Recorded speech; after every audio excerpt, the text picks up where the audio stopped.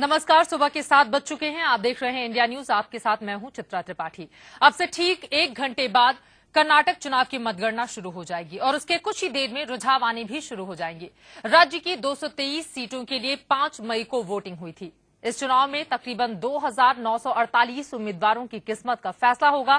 कर्नाटक में चुनाव लड़ रही 4 बड़ी पार्टियां हैं, सत्तारूढ़ बीजेपी, कांग्रेस, येदियुरप्पा की केजेपी और जेडीएस। इन 4 पार्टियों में से जनता किसे राज्य की कमान सौंपती है, इसका फैसला बस कुछ ही देर के बाद से आना शुरू हो जाएगा। कर्नाटक के चुनावी नतीजों पर सबसे बड़ी कवरेज लेकर इंडिया न्यूज हाजिर है। नतीजों से लेकर राजनीतिक समीकरण तक हर मुद्दे पर बातचीत करने के लिए हमारे साथ खास मेहमान मौजूद होंगे। इस वक्त हमारे साथ जुड़ चुके हैं स्टूडियो में कांग्रेस के वरिष्ठ नेता राजीव त्यागी और बीजेपी के संबित पात्रा। आप दोनों का बहुत स्वागत है। इनसे हम चर्चा की शुरुआत कर लेते हैं और सबसे पहले संबित पात्रा आप ही से, चूंकि वहां पर सरकार आप ही की थी, कितनी ज्यादा उम्मीदें आज के नतीजों से? देखिए, सबसे पहली बात तो है आपने कहा सरकार हमारी थी और मैं आश्वासन के साथ कहूंगा कि सरकार हमारी ही रहेगी। मैं सुबह का पहला बुलेटिन है, बड़े अच्छे से मूड बांधते हुए मेरे कांग्रेस के प्यारे मित्र राजीव जी को कहूंगा कि सुबह का आपका पहला बुलेटिन है। बिल्कुल बिल्कुल, हमारी मतलब कर्नाटक के चुनाव को लेकर देश अभी जग रहा है और सच्चाई को देखेगा, तो मैं राजीव जी को बड़े प्यार से कहूंगा, कर ले तू नाटक कर्नाटक में, मगर आज देश देखेगा कौन ठग है और कौन नटराज है। इतना भरोसा आया कहां से? बिल्कुल, क्योंकि हम सच्चाई के साथ खड़े हैं। भरोसा सच्चाई से ही जगता है। हम सत्ता के लिए कभी नहीं लड़ते, सत्य के लिए लड़ते हैं और आज भी हम यही कर रहे हैं। राजीव जी, संबित पात्रा जी तो यहाँ पर पूरा आत्मविश्वास दिखा रहे हैं कि बरकरार रखेंगे वो अपनी कुर्सी। संबित जी ने अपने आप को खुद ही नटों का राजा बता दिया। नट वो लोग बाग हैं आम देहाती भाषा में, जो कलाबाजियां दिखाते हैं और उसके बाद अपना जीवन यापन व्यतीत करते हैं जो पैसा मिलता है उससे। तो जनता को कलाबाजियां देखते देखते भारतीय जनता पार्टी की देखते देखते एक मुद्दत हो गई, बहुत बड़ा वक्त हो गया है। तो इन नटों के राज को जनता नकार चुकी है और जनता 100% कर्नाटका में, जो मेरी इंफॉर्मेशन है, मैं हाइपोथेटिकल नहीं बोल रहा हूँ इसमें, एग्जिट पोल के नतीजे जो नतीजे मैंने देखे, आपके मैंने देखे एग्जिट पोल के नतीजे। आप लोगों ने भी 114, 109 सीट बताई है कांग्रेस की। मेरा मानना है कि कांग्रेस अपने दम पर कर्नाटका में सरकार बनाएगी। इसलिए एक बहुत महत्वपूर्ण बिंदु में ऐड कर दूं, ये जो एग्जिट पोल है, ये एग्जिट पोल 3 बजे तक दोपहर का हो चुका था, कंक्लूड कर चुका था, मगर जब बड़ा चंक जो वोटिंग का है, लगभग 30 से 35% वोटिंग एग्जिट पोल के पश्चात हुआ है। इसलिए ये रिजल्ट को आप जो कंफर्म्ड रूप में दिखा रहे हैं, ये ठीक नहीं है।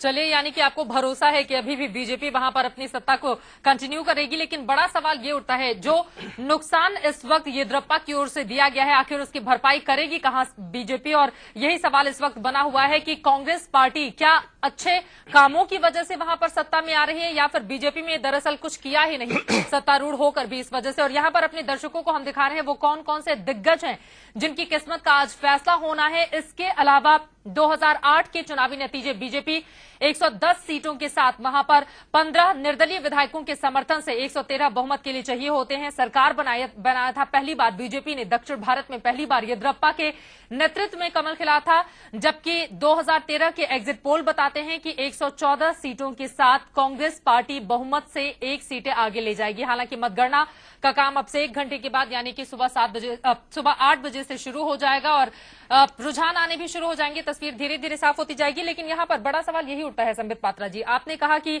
दरअसल हम कंटिन्यू करने वाले हैं और तमाम बातें और गिनाई, लेकिन 4 साल में 3 चीफ मिनिस्टर बदला जाना, वहां पर कोई भी एक ऐसा काम नहीं जिससे कर्नाटक की जनता ये कहे कि नहीं हम बीजेपी को वोट डालने जाएंगे।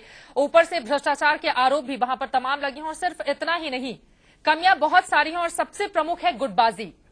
ये तमाम चीजें हैं जो ऐसा लग रहा है, क्योंकि एग्जिट पोल के जो नतीजे हैं वो यही जाहिर कर रहे हैं कि अब बीजेपी के लिए वहां पर कमल खिला पाना नहीं, कमल तो खिलेगा, इसमें कोई दो मत नहीं है। किंतु चित्रा जी, आपने अंत में गुटबाजी कहा है, तो गुटबाजी से ही आरंभ करता हूं और पहले पायदान की तरफ चलता हूं। जहां तक गुटबाजी का सवाल है, आज देश जानता है कि गुटबाजी सबसे अधिक अभी कर्नाटक के संदर्भ में किस पार्टी में है। हम सब जानते हैं किस प्रकार सिद्धारमैया जी का जो गढ़ है और किस प्रकार एस.एम. कृष्णा जी जो वहां के पूर्व मुख्यमंत्री रह चुके हैं, उनके गुट अलग अलग हैं। किस प्रकार अम्बरीश जी और एस.एम. कृष्णा जी का मंच के ऊपर, मांड्या का जो मंच था, उसमें जब राहुल गांधी जी चुनाव प्रचार के लिए गए थे तो किस प्रकार इनमें कहासुनी हो गई थी और वह कैमरे में भी कैद हो गई थी और पूरी दुनिया ने देखा था, ये हम सब जानते हैं। और खुद आपने भी कहा है, एसएम कृष्णा जी ने बिल्कुल ऑन रिकॉर्ड्स कहा है कि टिकट जो बांटे गए हैं वो ठीक तरह से नहीं बांटे गए हैं। तो खुद उनके पार्टी के वरिष्ठ नेता ये कह रहे हैं। गुटबाजी का तो ये कहानी है।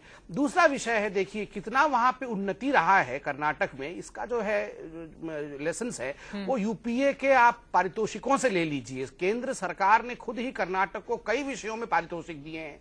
उन्होंने बुला के सर्टिफिकेट दिया है कि ये लो JNNURM के अंतर्गत जो काम हुए हैं ये आपने बहुत अच्छे काम किए हैं, आपने जो वन में काम किया है यह भी बहुत अच्छा काम किया है। इस प्रकार से गैस और इलेक्ट्रिसिटी की सप्लाई जो बढ़ी है पिछले सालों के मुताबिक वो भी बहुत अच्छा किया है। लेकिन कर्नाटक तो काफी पहले से ही समृद्ध रहा था। IT हब के रूप में बंगलोर जाना जाता था, मैसूर और उसके दूसरे अन्य शहरों को ले पर्यटन के लिहाज से वो काफी ज्यादा रिच था। लेकिन बीजेपी, क्योंकि वहां की कर्नाटक की जनता को हमने सुना था बोलते हुए बीजेपी के ठीक अगेंस्ट, आखिर बीजेपी ने किया क्या है, ये सवाल मैं आपसे पूछूंगी। लेकिन उसके पहले एक बार फिर से राजीव जी, बड़ा सवाल, सिर फुटबॉल का दौर तो कांग्रेस के अंदर भी जारी रहा। मतगणना का काम हालांकि थोड़ी देर के बाद शुरू होगा, लेकिन सही बात यह है कि कांग्रेस पार्टी दरअसल उसने अच्छा काम किया है, इस वजह से वो सत्ता में नहीं आने जा रही, बल्कि बीजेपी ने तमाम जो गलतियां की हैं और राज्य की जनता के पास कोई और ऑप्शन ही नहीं था वहां पर। देखिए, सबके अपने अपने आकलन हैं। जो पात्रा जी ने बात कही गुटबाजी की, वो पास्ट की चीज हो चुकी है। सभी कैंडिडेट्स का जो मुकद्दर है वो ईवीएम मशीन्स में सील हो चुका है। 8 बजे से मतगणना खुलेगी तो उसमें क्लियर हो जाएगा किसका क्या रिजल्ट रहेगा। तो ये खुशफहमी में जीना और इस बात में जीना कि साहब दूसरे की कमीज पे बहुत ज्यादा कालक है और हमारी कमीज पे कम है, ये राजनीतिक लोगों का जो शगल बन गया है, तो ये कोई अच्छी दिशा में हम लोग भाग नहीं जा रहे हैं। हमें करना ये चाहिए कि हमारी कमीज पे कोई दाग ना लगे, दूसरे की कमीज पे कितने दाग लगते रहे उससे हमें कोई सरोकार नहीं होना चाहिए। गुटबाजी की बात तो जो आप पात्रा जी से सुने हैं अभी, इनके यहां तो भ्रष्टाचार की लड़ाई लड़ने के लिए जो इनके यहाँ राम जेठमलानी साहब हैं, जो सुबह शाम तक भ्रष्टाचार के विरुद्ध लड़ाई लड़ते रहते हैं, उनका जीवन बीत गया भ्रष्टाचार के विरुद्ध लड़ते लड़ते। चले कोई तो है बीजेपी में जो लड़ रहा है, उनको पार्टी से बाहर दिखाने का रास्ता ही तय कर चुके हैं, उनको बाहर निकालने की बात चल रही है। कल भी उन्होंने अपनी मीटिंग में जो है बातें उठाने की कोशिश की। जिसके ऊपर भ्रष्टाचार के आरोप लगे, कांग्रेस पार्टी उसे बचाने में जुड़ी हुई है, तो कम से कम कांग्रेस अगर भ्रष्टाचार की बात करे तो ये ठीक नहीं लगता। देखिए, ऐसा है जो और आज तो दो पक्षों की किस्मत का फैसला भी होना है दिल्ली। इसका भी जवाब दे दूं मैं आपको। कांग्रेस पार्टी में जहां जहां भ्रष्टाचार की आवाज उठी जी, उसके बाद निश्चित रूप से कोई कितना ही बड़ा ताकतवर व्यक्ति हो, सबके विरुद्ध FIR हुई। कानून का ये देश है, कानून अपना काम कर रहा है, सच का सच सामने आ जाएगा, झूठ का झूठ सामने आएगा। चित्रा जी, मैं कुछ पूछूं? ये कानून आखिरकार छुपा कहाँ हुआ है जो सालों साल तक काम ही कर रहा है, कोई नतीजे नहीं आ रहे हैं? आप बताइए। कानून के मामले में आपकी भी सरकार रही थी, 5 साल आपको भी मौका मिला था सरकार चलाने का, लेकिन 5 साल में आप ही रिफॉर्म कर देते न्यायपालिका में। जब आप रिफॉर्म नहीं कर पाए न्यायपालिका में, न्यायपालिका में न्यायपालिका में रिफॉर्म होना बहुत जरूरी चीज है। चाबुक मार रही है आपके सरकार को, फिर न्यायपालिका में रिफॉर्म जब तक नहीं होंगे, जब तक कानून से आप जल्दी न्याय प्राप्त नहीं कर पाएंगे। जल्दी न्याय प्राप्त करने के लिए मैं तो कहना चाहूंगा अक्रॉस द पार्टी लाइन सभी लोगों को एक साथ बैठ करके न्यायपालिका रिफॉर्म पे बात करनी चाहिए। राजीव जी, न्यायपालिका की रिफॉर्म की क्या आवश्यकता है? न्यायपालिका खुद चाबुक मार रही है, हो जाएंगे अगर न्यायपालिका और कार्यपालिका की बात इस समय, चूंकि कर्नाटक तक हम सीमित रहते हैं और यहाँ पर लगातार दर्शकों को दिखा भी रहे हैं। 2008 के नतीजे 110 बीजेपी, 80 कांग्रेस, जेडीएस को 28 मिली थी। केजेपी उस वक्त अस्तित्व में नहीं थी, चूंकि 2012 में बीजेपी से अलग होने के बाद येदियुरप्पा ने अपनी पार्टी कर्नाटक जनता पार्टी बनाई और इस वजह से उम्मीद एग्जिट पोल के जो नतीजे सामने आए हैं उसके मुताबिक 11 सीटें केजेपी को मिल सकती हैं, जबकि कांग्रेस पार्टी को 114 सीटें, जो सी वोटर और इंडिया न्यूज का एग्जिट पोल कहता है। हालांकि अब थोड़ी ही देर के बाद मतगणना का काम शुरू हो जाएगा और रुझान भी आने लगेंगे और यहां पर किसकी किस्मत का फैसला। बीएस येदियुरप्पा शिक्रीपुर से हैं। बड़ा सवाल ये उठता है कि किसकी किस्मत का फैसला आज ईवीएम से निकलेगा। जगदीश शेट्टार, बीजेपी, आर अशोक, ये तमाम वो बड़े दिग्गज हैं जिनके ऊपर सभी की निगाहें लगी हुई हैं। लेकिन राजीव त्यागी जी, एक चीज और समझ में नहीं आती है। कर्नाटक को लेकर माथापच्ची लगातार जारी रही, लेकिन हमने देखा है बीजेपी ने तमाम गलतियां की थी और कांग्रेस ने भी कुछ ऐसा नहीं। और क्या ये माना जाए कि दरअसल कर्नाटक के इलेक्शन में भ्रष्टाचार उस तरह से मुद्दा नहीं बन पाया? हालांकि क्षेत्रीय स्तर पर जरूर इसका थोड़ा असर देखा जा रहा है, लेकिन कम से कम नेशनल लेवल पर जो स्थिति कांग्रेस की है उसे देखते हुए लगता नहीं है कि वहां की जनता ने केंद्र में कांग्रेस की बातों को ध्यान में रखा है? पूरे देश में जहां जहां राज्यों के चुनाव हैं, मैं इसमें एक चीज और जोड़ना चाहूंगा आपके चैनल के माध्यम से। पूरे देश में पंचायत स्तर से लेकर के नगर पालिका के चुनाव से लेकर के विधानसभा के चुनाव से लेकर के लोकसभा के चुनाव तक चारों चरण के जो चुनाव हैं, उन चारों चरण के चुनाव में 4 तरह के मुद्दे होते हैं जी।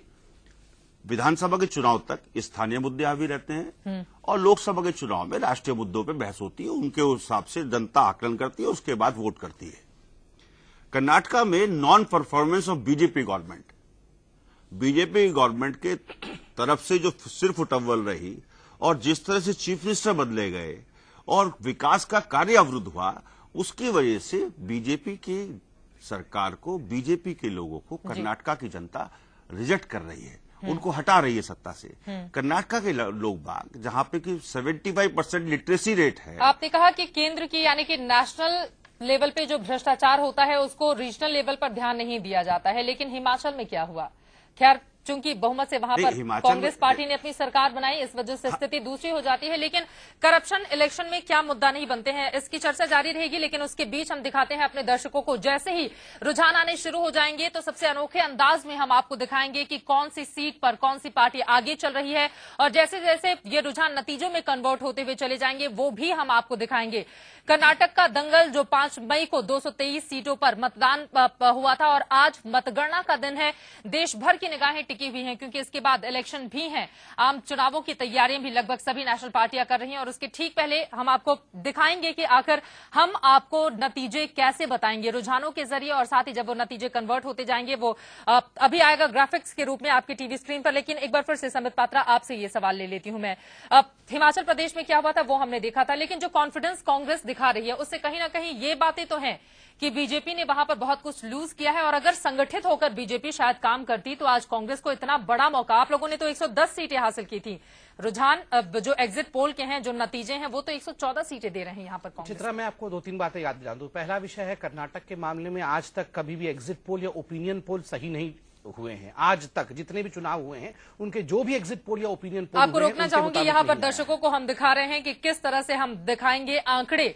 बीजेपी को रुझान में कितनी सीट, रुझान बीजेपी की ओर से किन सीटों पर क्या रहा है, और नतीजे जैसे जैसे वो तब्दील होते जाएंगे वो भी हम आपको दिखाएंगे। क्योंकि अब से ठीक 1 घंटे के बाद, अब 1 घंटे से भी कम का वक्त बचा हुआ है, ठीक 8 बजे से जो मतगणना है वो शुरू हो जाएगी। 2008 के नतीजे भी दिखा रहे हैं आपको, और किन किन दिग्गजों की किस्मत का फैसला होना है वो भी आपकी टीवी स्क्रीन पर है। हमारे साथ दोनों खास मेहमान बने हुए हैं, चर्चा इनसे लगातार जारी है। यहां पर रुकेंगे एक छोटे से ब्रेक के लिए।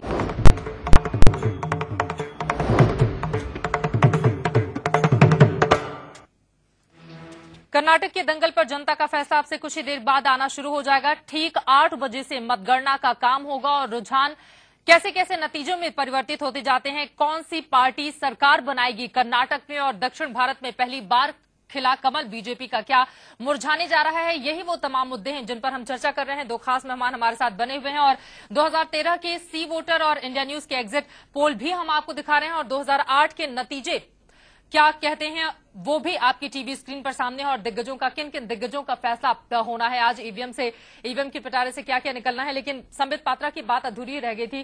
संबित, बड़ा सवाल यही है, जिस करप्शन की हम बात कर रहे थे, और सवाल ये भी यहाँ पर, येदियुरप्पा ने बहुत नुकसान पहुंचाया है आप लोगों को, शायद उन्हें मना कर रखती बीजेपी तो आज ऐसी स्थिति नहीं होती वहां। देखिए, जैसे मैं बता रहा था ब्रेक में जाने से पहले कि 2 बिंदुओं पे खास ध्यान देना है। पहला विषय है कि जितने भी ओपिनियन पोल और एग्जिट पोल कर्नाटक को लेकर हुए हैं वो कभी सच साबित नहीं हुए हैं।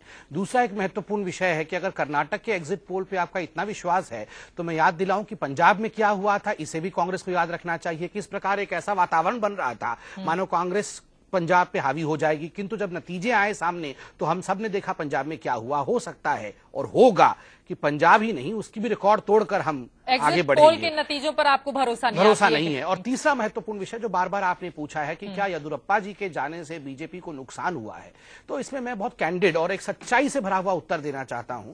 हो सकता है नुकसान भी हुआ हो, किंतु आप अगर ध्यान से देखें तो सबकॉन्शियस लेवल में हर इंसान आज एक भाजपा के लिए अलग छवि बना के चल रहा है कि भाजपा आखिरकार वही करती है जो वो पढ़ाती है और जो वो कहती है। ऐसा नहीं है कि हम भ्रष्टाचार के खिलाफ लड़ना चाहते हैं किंतु अपने भ्रष्ट लोगों चारों को या जहां से दबाव पड़ता है उसके बाद बीजेपी ऐसा करती है। चाहे उत्तराखंड में चारों तरफ का मामला हो, दक्षिण में येदियुरप्पा का मामला हो, कहीं भी मामले को उठा लीजिए। बाबू सिंह कुशवाहा उत्तर प्रदेश में, बिल्कुल कई ऐसे नाम है, एक लंबी फहरिस्त है। संबित पात्रा जी, शायद उसे बयां करने की जरूरत बिल्कुल नहीं, किंतु आप देखिए, जैसे मैं कह रहा था, सबकॉन्शियस लेवल में येदियुरप्पा जी के ऊपर आज तक भी कुछ प्रूव नहीं हो पाया। अगर प्रूव हुआ होता तो आज वो इलेक्शन नहीं लड़ पाते और जेल में बंद होते।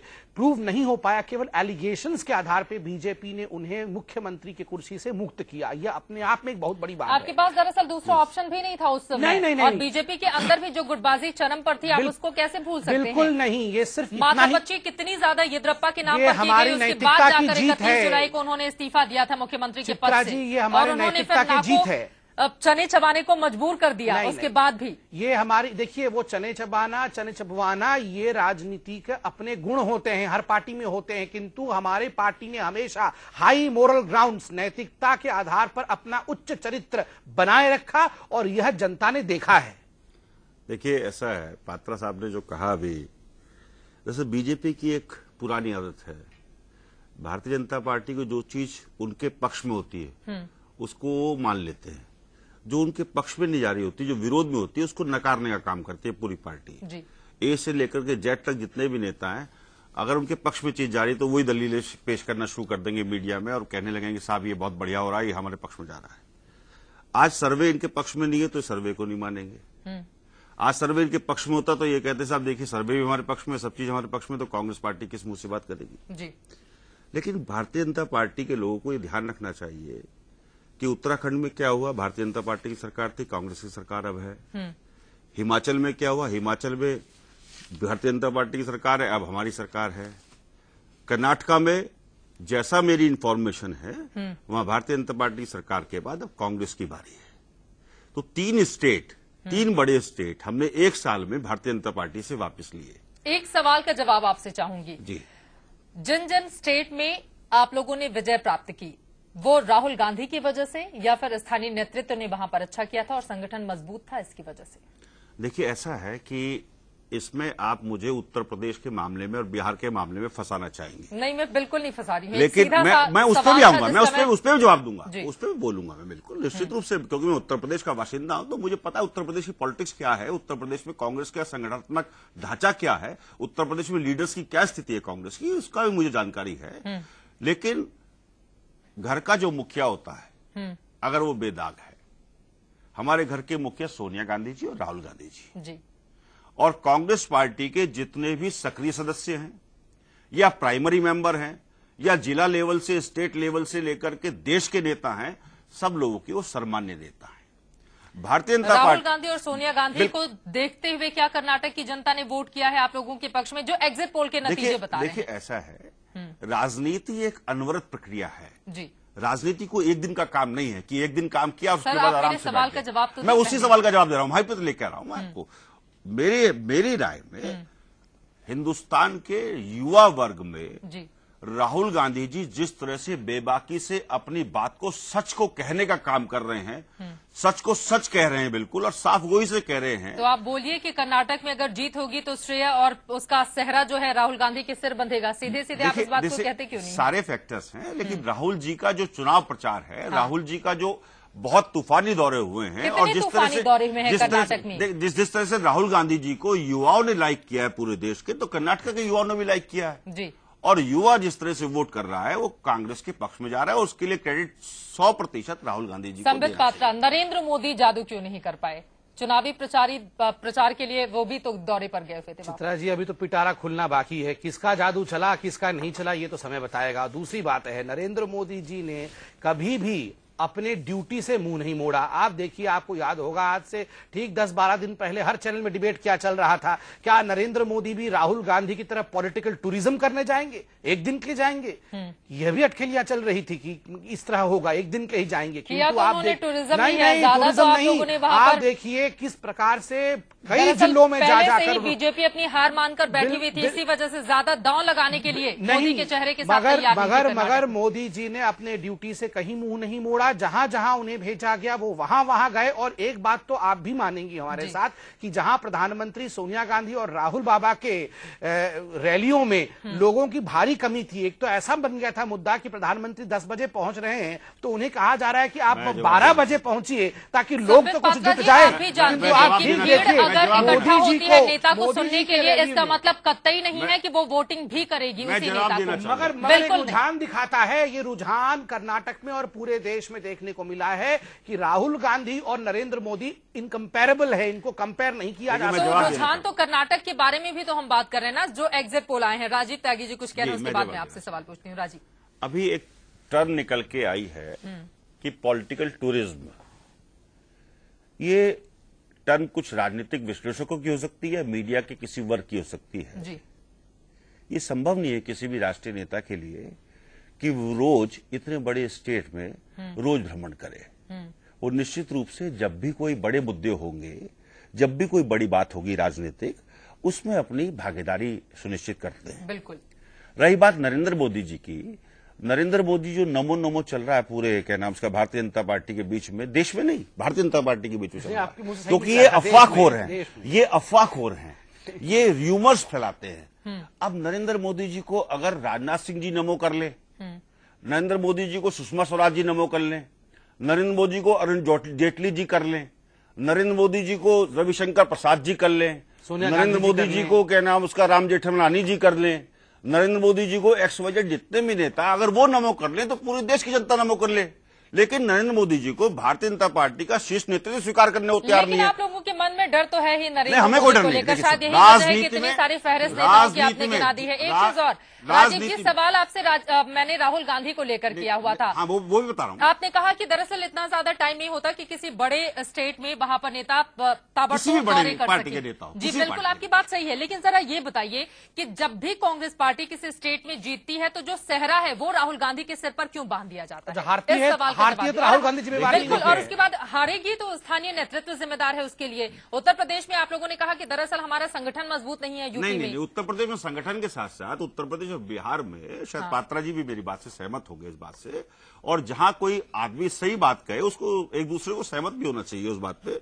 उत्तर प्रदेश और बिहार की जो परिस्थितियां हैं वो भारतीय जनता पार्टी के लिए और कांग्रेस के लिए दोनों के लिए बहुत ही दुखद इसलिए है कि वहां पे जाति का बहुत बड़ा नंगा नाच है। बिहार में तो वहां पे धर्म का बहुत बड़ा नंगा जाति बात तो आपका कर्नाटक में भी है, बिल्कुल है, लेकिन उत्तर प्रदेश में चरम पे है। उत्तर प्रदेश में चरम पे कर देंगे, उत्तर प्रदेश में चरम पे है, जिसकी वजह से उत्तर प्रदेश और बिहार ऐसी प्रयोगशाला है राजनीति की कि जिसमें प्रयोगशाला में काम करते करते जिंदगी बीत जाती है, जब जाकर के कुछ आपने जातिवाद की बात की है। एक बार फिर से हम कर्नाटक का रुख कर लेते हैं। वहां पर जैसा कि जिक्र भी किया संबित पात्रा ने, वोकालिंगा या फिर लिंगायत समुदाय में, हालांकि आपके मौजूदा मुख्यमंत्री भी उसी समुदाय से आते हैं और येदियुरप्पा भी।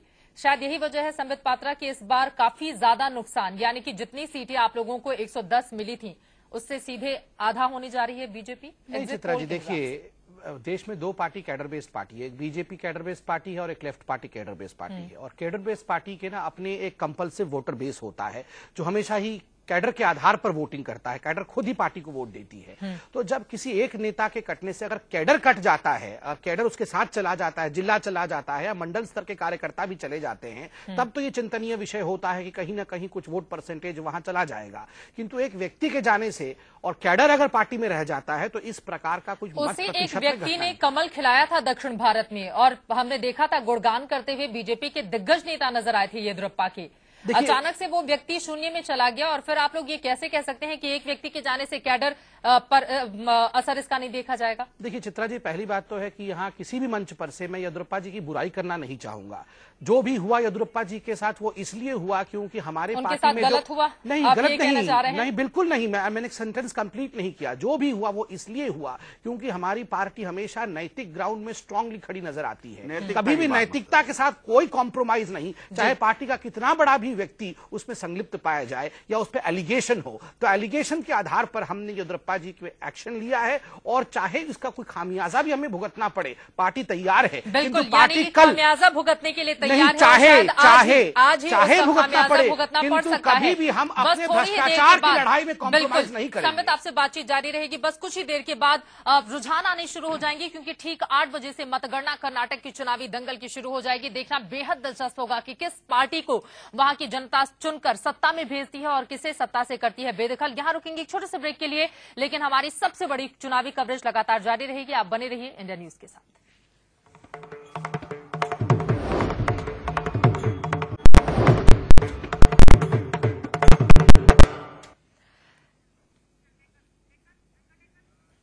कर्नाटक के दंगल पर जनता का फैसला बस कुछ ही देर में आना शुरू हो जाएगा। तकरीबन 14 मिनट का और इंतजार। ठीक 8 बजे से रुझान आने शुरू हो जाएंगे। राज्य की 223 सीटों के लिए 5 मई को वोटिंग हुई थी। इस चुनाव में 2948 उम्मीदवारों की किस्मत का फैसला होना है। कर्नाटक में चुनाव लड़ रही 4 बड़ी पार्टियां हैं, सत्तारूढ़ बीजेपी, कांग्रेस, येदियुरप्पा की केजेपी और जेडीएस। इन 4 पार्टियों में से जनता किसे राज्य की कमान सौंपती है, इसका फैसला बस थोड़ी ही देर में होने वाला है। कर्नाटक के चुनावी नतीजों पर सबसे बड़ी कवरेज लेकर इंडिया न्यूज हाजिर है। नतीजों से लेकर राजनीतिक समीकरण तक हर मुद्दे पर बातचीत करने के लिए हमारे साथ स्टूडियो में कुछ खास मेहमान भी जुड़ चुके हैं। बहरहाल आज कर्नाटक की सियासत में क्या नया मोड़ आएगा, इसी पर देश भर की निगाहें लगी हुई हैं और एग्जिट पोल के जो नतीजे आए हैं वो बीजेपी की चिंता बढ़ाने वाले हैं, क्योंकि 114 सीटें अब कांग्रेस के खाते में जाती हुई नजर आ रही हैं। जबकि 2008 के आंकड़ों का हम जिक्र करें तो कुल 224 में से 110 सीटें येदियुरप्पा के नेतृत्व वाली बीजेपी को मिली थी, जबकि 80 सीटों से संतोष करना पड़ा था कांग्रेस पार्टी को। 28 सीटें मिली थी जेडीएस को, और उस समय चूंकि केजेपी अस्तित्व में नहीं थी, 2012 में बीजेपी से अलग होकर येदियुरप्पा ने अपनी अलग पार्टी बनाई, कर्नाटक जनता पार्टी। और इसी वजह से इस बार सवाल बड़ा यह है कि क्या किंग मेकर की भूमिका में जेडीएस और केजेपी नजर आएगी या फिर बहुमत के साथ कांग्रेस पार्टी अपनी सरकार बनाएगी। बीजेपी यहां पर फिलहाल जो एग्जिट पोल के नतीजे हैं वो बीजेपी के बिल्कुल अगेंस्ट है, यानी कि 110 सीटें बीजेपी को 2008 में मिली थी, लेकिन इस बार सिर्फ 55 सीटों से उसे संतोष करना पड़ सकता है। हालांकि कुछ ही देर के बाद, तकरीबन 12 मिनट के बाद ईवीएम का पिटारा खुलेगा और उसके बाद धीरे धीरे रुझान आने शुरू हो जाएंगे और वो रुझान समय आगे बढ़ने के साथ ही नतीजों में भी तब्दील होते जाएंगे।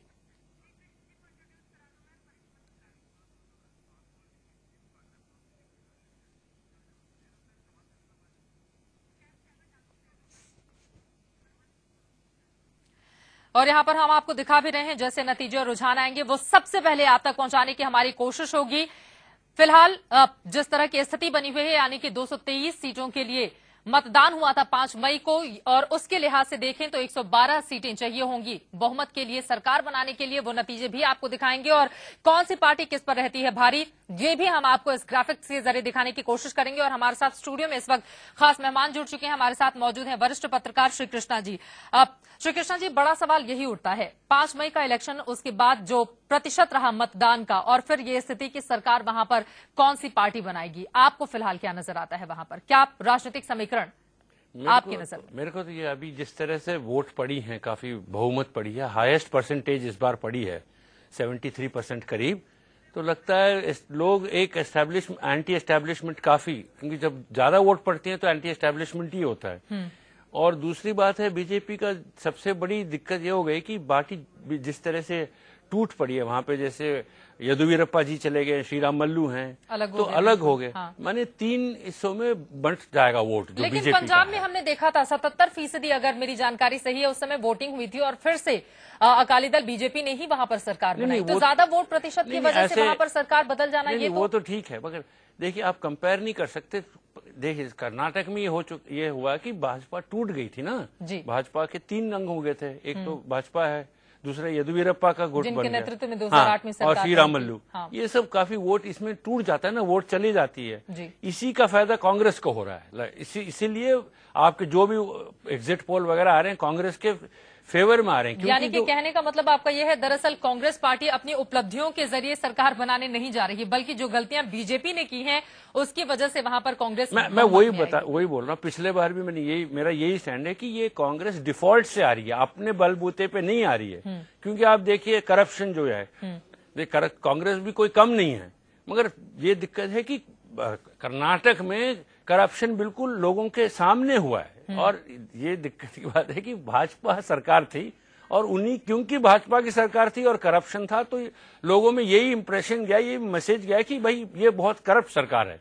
ये नहीं है कि भाई सेंटर में कोई कम नहीं है, मगर लोग ज्यादातर चुनाव में, असेंबली के जो चुनाव होते हैं, ज्यादातर लोकल इश्यू पे ज्यादा फोकस। आपसे हम ये जानने की कोशिश करेंगे कि क्या वास्तव में भ्रष्टाचार इतना बड़ा मुद्दा कर्नाटक में बना है। हमारे साथ बीजेपी के वरिष्ठ नेता भी जुड़े हुए हैं, हरीश खुराना जी। हरीश, आपका भी बहुत स्वागत है। सवाल बड़ा ये उठता है कि गलती कहां हो गई जिसकी वजह से बीजेपी को अब अपनी सत्ता कर्नाटक में गंवानी पड़ रही है। देखिए, पहली बात तो सत्ता गंवानी पड़ रही है तो अभी आधे घंटे 1 घंटे के बाद पता लग जाएगा। पोल में आप लोगों को सिर्फ 55 आंकड़े मिले हैं। मैं इसलिए नहीं कह रहा कि एग्जिट पोल में हमारे खिलाफ आए हैं, या हम कभी भी एग्जिट पोल के उसमें नहीं है। बहरहाल आधे घंटे, पौने घंटे, 1 घंटे के अंदर रिजल्ट आ जाएंगे। सवाल इस चीज का है कि आप ठीक कह रहे हैं कि थोड़ा बहुत हम लोगों को शायद फर्क पड़ेगा येदियुरप्पा जी के जाने से, लेकिन एक बात और भी पक्की है इसके अंदर जी। आज हम लोग की नौबत, चाहे हम जीते चाहे हारे, सवाल यह है कि करप्शन के आज जितना बड़ा मुद्दा पूरे हिंदुस्तान में करप्शन का होता जा रहा है, चाहे वो कांग्रेस की ये मुद्दा अभी नहीं है, कांग्रेस में जो हाल हुआ है, 2G हो, मामा स्कैम हो, कितने स्कैम चले आ रहे हैं, लेकिन कर्नाटका के अंदर आप अगर कहें कि कर्नाटका के अंदर भाजपा भी घिरी हुई थी तो हमने उनके साथ कॉम्प्रोमाइज नहीं किया। आज ये हालत है कि येदियुरप्पा जी पार्टी से बाहर इसीलिए है कि हम लोगों ने उनको बाहर कर दिया। सबसे बड़ा कारण बाहर हुए, हमने उनको सीएम से हटा दिया, उसके बाद जो भी आप कहें, लेकिन हमने एक बात पक्की थी कि भारतीय जनता पार्टी ने कॉम्प्रोमाइज नहीं किया। शब्दों में हम कहें तो, लेकिन उसके बावजूद भी कर्नाटक की जो केंद्र की गलतियां हैं वो आप वहां पर भुना पाने में नाकामयाब क्यों साबित हो रहे हैं, इसका जवाब मैं श्री कृष्ण जी से लूंगी। लेकिन यहाँ पर दर्शकों को हम टीवी स्क्रीन पर दिखा रहे हैं, आप देख पा रहे हैं ठीक मेरी बाई तरफ नतीजे और रुझान जैसे जैसे आने शुरू हो जाएंगे, हमारी कोशिश होगी सबसे पहले आप तक पहुंचाने की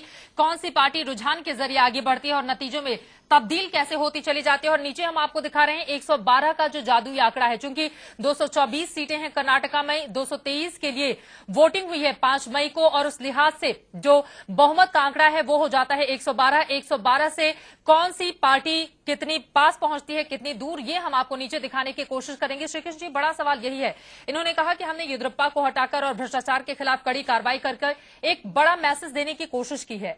नहीं, देखिए, क्या आपको लगता है वास्तव में येदियुरप्पा की जाने के बाद जनता ने समझा है कि नहीं, बीजेपी जीरो टॉलरेंस की नीति रखती है करप्शन के मामले में? ऐसा भी नहीं है। देखिए, एक चीज, दूसरी बात आप देखिए, जैसे एक तो येदियुरप्पा को निकाला इन्होंने, मगर और दूसरी तरफ से जिस तरह से इन्होंने 2-2 सीएम को बदले, आखिर में ये भी तो संदेश जाता है कि भाई इसमें क्या है, क्यों पार्टी इतनी जल्दी बदल रही है। चाहे कुछ भी हो, संदेश तो अलग से जाता है। और लोग जिस तरह से येदियुरप्पा के टाइम पे जो चल रहा था, जितना भी घोटाले चल रहे थे, सब चल रहे थे, और रेड्डी 4 साल तक उन्होंने तो राज किया ना, अब येदियुरप्पा ने ही राज किया है वहां पर। तो भाई ये 4 साल का जो हुआ है वो इतना जल्दी आप आसानी से तो मिटा नहीं सकते हैं। 4 साल में जिस तरह से जो भी मैसेज गया है लोगों में, जो भी संकेत गया है, ये तो अभी साफ नजर आना है। अब देखिए, अब जैसे कह रहे हैं, मैं तो अभी कुछ बोलूंगा नहीं, मगर एग्जिट पोल ठीक है, जब रिजल्ट आने लगेंगे तब आपको मालूम पड़ जाएगा, आपके सामने आ जाएगा। मगर ज्यादातर हवा तो थोड़ी काफी एंटी बीजेपी तो चली है उधर। बिल्कुल, ये आपको चाहे कुछ भी हो, बाटी वाले माने ना माने, मगर ये तो बिल्कुल साफ नजर आ रहा था। बिल्कुल, वहां पर स्थानीय स्तर पर ये चुनाव का आदेश गया था, तब से एंटी बीजेपी चल ही रहा था। हरीश जी, बड़ा सवाल यही उठता है, आपने कहा भ्रष्टाचार के मुद्दे पर हमने कार्रवाई की नेताओं पर और एक मैसेज देने की कोशिश की, उसके बावजूद भी जनता वहां की समझ क्यों नहीं पाई और भरोसा उस तरह से बनता हुआ नजर नहीं आ रहा है। हालांकि नतीजे बाकी हैं, लेकिन एग्जिट पोल, चूंकि इंडिया न्यूज सी वोटर ने भी जो एग्जिट पोल किए हैं उसमें 55 सीटें आप लोगों को मिल रही हैं, जबकि 114 मिल रही हैं कांग्रेस पार्टी को। अपने आप में काफी ज्यादा, बहुमत से तो एक ज्यादा ही है, जबकि आप लोगों को 110 सीटें ही मिली थी 2008। यही कहना है कि और आधे घंटे की बात जो हम अभी डिस्कशन कर रहे हैं, 1 घंटे बाद पता लग जाएगा। जो आप कह रहे हैं, मेरा कहना यही है कि जो आप कह रहे हैं कि हम बीजेपी को 55 सीटें मिल रही है, हमारा इंटरनल मामला ये कि मामला इतना खराब नहीं है, उसका कारण है आज जो डेवलपमेंट, आप कुछ भी कह लीजिए, भ्रष्टाचार, आप एक ही चीज में फोकस रखा हुआ है कि बीजेपी ने वहां भ्रष्टाचार किया, लेकिन आज हालत देखिए ना। आज अगर हम नेशनल फैक्टर लें, आज भ्रष्टाचार चरम पर है। आज देश की सुरक्षा का हालत क्या हुई है सबने देखा है। चीन के साथ जो समझौता हुआ, पाकिस्तान के साथ हमारे साथ क्या हुआ, पर हम बात उस चीज पे नहीं आ रहा। बाकी भ्रष्टाचार के मुद्दों पर हम बाद में आएंगे। 11 बजे से संसद की कार्रवाई जब शुरू होगी, स्टेट में कर्नाटक में ये स्थिति बीजेपी की क्यों हो गई और वहां पर सितंबर का दौर भी जारी रहा बीजेपी बात रहेगी चित्रा जी, मैं बात वही कर रहा था कि नेशनल लेवल एक चीज हो गई, इसके अलावा वहां पे जो डेवलपमेंट हुए, आज कितना डेवलपमेंट, वहां इंफ्रास्ट्रक्चर डेवलप हुआ, वहां पावर सेक्टर को बहुत अच्छा मिला, वहां पानी की जो ग्राम पानी की जो योजना है, हेल्थ की सर्विस है, वहां ऐसा नहीं काम नहीं हुए। लेकिन चूंकि भारतीय जनता पार्टी का रहा है कि जीरो टॉलरेंस रहा है, तो फोकस जो पूरा मीडिया का और सबका फोकस जो था, जीरो टॉलरेंस भले आप कहें, लेकिन सच्चाई यही है जो जनता जानती भी है कि चारों तरफ से जब दबाव पड़ा और कोई दूसरा ऑप्शन नहीं था बीजेपी आला नेतृत्व के पास, उसके बाद जाकर आप लोगों ने येदियुरप्पा के खिलाफ कार्रवाई की। आपसे मैं इस सवाल का जवाब लूंगी, लेकिन उसके पहले एक रिपोर्ट दर्शकों को हम दिखाते हैं कि कर्नाटक विधानसभा चुनाव की मतगणना बस कुछ ही मिनटों में शुरू होने वाली है। आज राज्य की 223 सीटों पर 2948 उम्मीदवारों की किस्मत का फैसला होगा। इंडिया न्यूज पर कर्नाटक चुनाव पर सबसे बड़ी कवरेज लगातार जारी है, लेकिन सबसे पहले आगे बढ़ते हुए अब आपको दिखाते हैं कि आखिर वो कौन कौन से दिग्गज हैं जिनकी साख दांव पर लगी है।